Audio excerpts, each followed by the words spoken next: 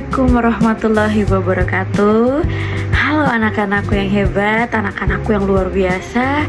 Berjumpa kembali bersama Bu Yuli. Anak-anak, semoga kalian semua dalam keadaan sehat dan siap untuk mengikuti pembelajaran pada hari ini. Pada kesempatan kali ini, kita akan mempelajari salah satu teks penting dalam pembelajaran bahasa Indonesia, yaitu teks rekon. Untuk memulai pembelajaran, Ibu Yuli mau mengajukan beberapa pertanyaan untuk anak-anak semua. Nah, coba anak-anak ingat kembali, dalam seminggu terakhir, apakah kalian melakukan sesuatu yang menurut kalian cukup berkesan? Apakah mungkin kalian mengikuti kegiatan sekolah, mengikuti lomba, berkunjung ke suatu tempat, atau sekedar berkumpul bersama teman atau keluarga? Nah, jika saya meminta kalian untuk menceritakan kembali pengalaman itu kepada orang lain, hal apa yang akan kalian ceritakan terlebih dahulu? Apakah waktu kejadian, tempat kejadiannya, atau urutan apa saja yang kalian lakukan? Nah, ketika kita menceritakan kembali pengalaman masa lalu secara runtut dan sistematis, sebenarnya itu kita sedang menggunakan apa yang disebut dengan atau apa yang disebut sebagai teks rekon. Nah, melalui materi kali ini diharapkan peserta didik atau anak-anak semua mampu untuk yang pertama mengidentifikasi informasi penting dalam teks rekon. Kemudian yang kedua, menganalisis struktur dan ciri kebahasaan teks rekon. Kemudian yang ketiga yaitu untuk menyusun teks rekon secara runtut, logis, dan sesuai dengan kaidah bahasa Indonesia. Nah, hal ini menjadi bekal penting agar anak-anak semua dapat menulis pengalaman secara sistematis dan jelas. Adapun tujuan pembelajarannya hari ini yaitu ada yang pertama, peserta didik dapat memahami pengertian teks rekon. 2. Peserta didik dapat menjelaskan struktur teks rekon dengan benar. Yang ketiga, peserta didik dapat menyebutkan ciri kebahasaan teks rekon. Yang keempat, peserta didik dapat memberikan contoh teks rekon.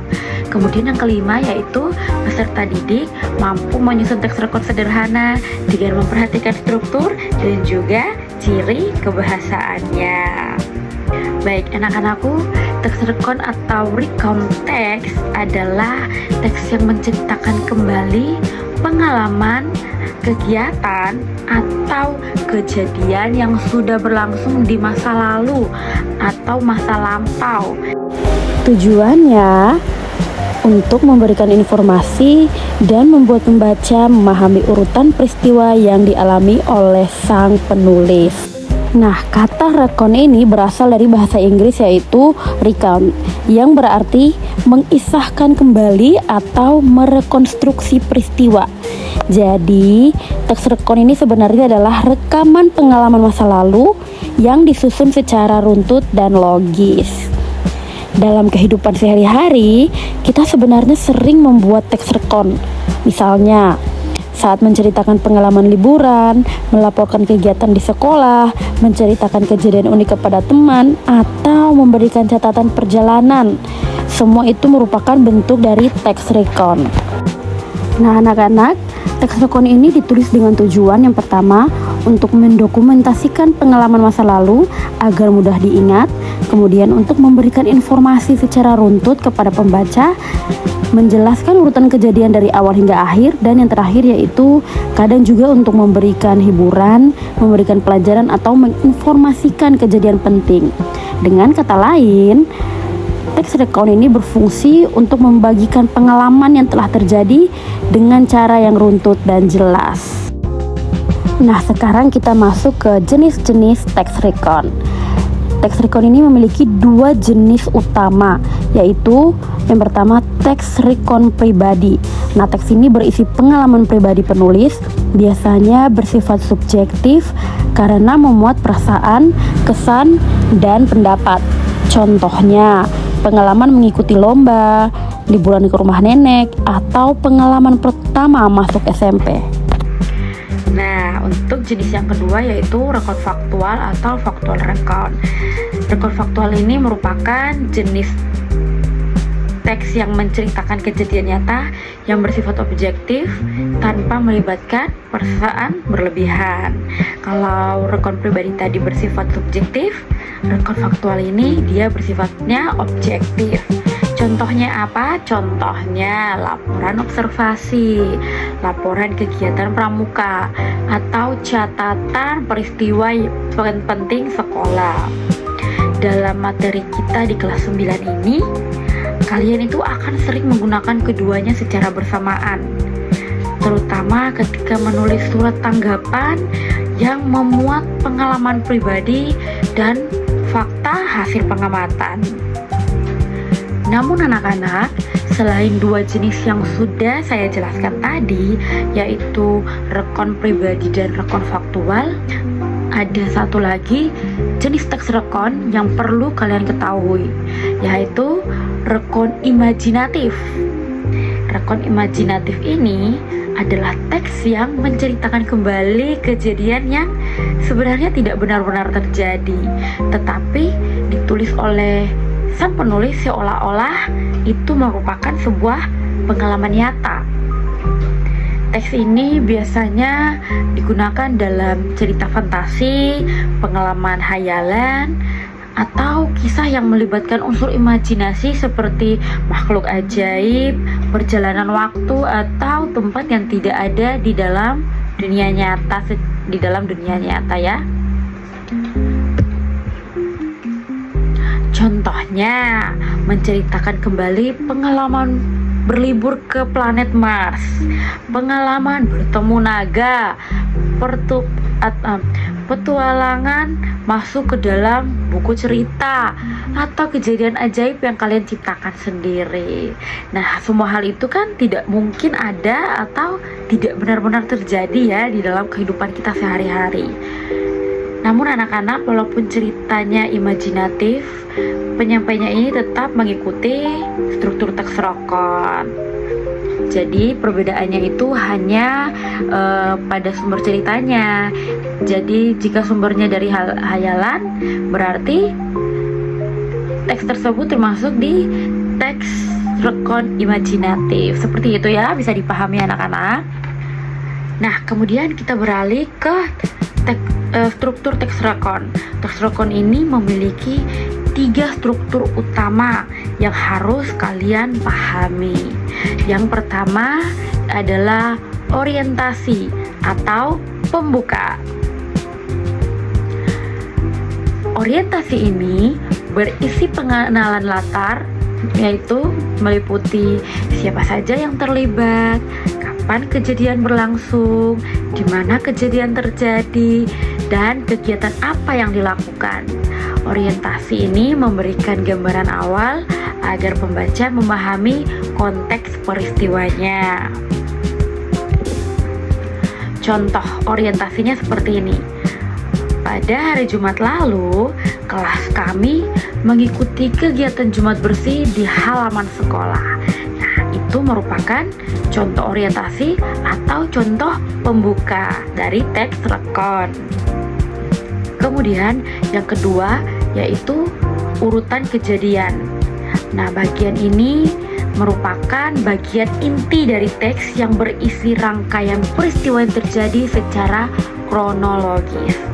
Ciri dari bagian kejadian ini adalah menggunakan kata penghubung waktu, yaitu kata kemudian, setelah itu, lalu, dan kata selanjutnya. Kemudian menggunakan kata kerja aksi, misalnya kata membersihkan, mengangkat, menanam, dan lain sebagainya. Disampaikan berdasarkan urutan kejadian sebenarnya. Contohnya seperti ini. Pertama, guru membagi kami menjadi beberapa kelompok.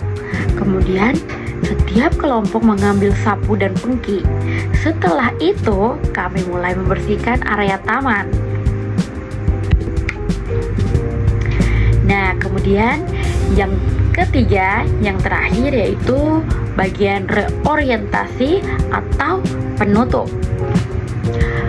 Bagian reorientasi ini berisi refleksi, kesan atau hasil akhir dari pengalaman yang kita ceritakan. Sifatnya ini opsional, tetapi sering digunakan dalam teks yang bersifat personal.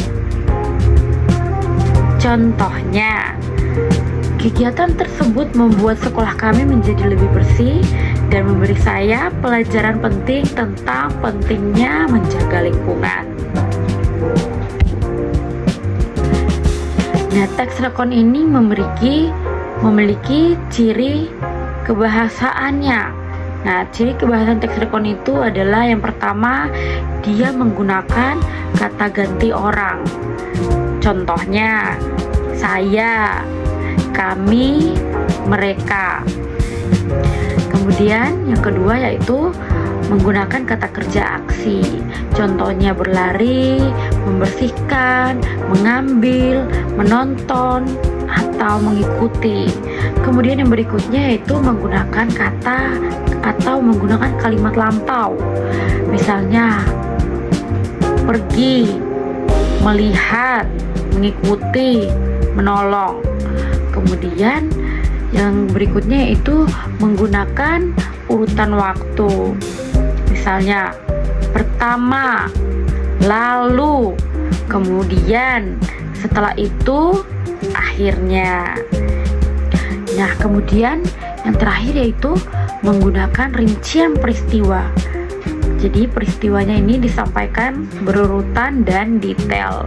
Ciri-ciri kebahasaan ini membantu teks rekon ini menjadi lebih logis, lebih jelas dan mudah untuk dipahami oleh para pembaca.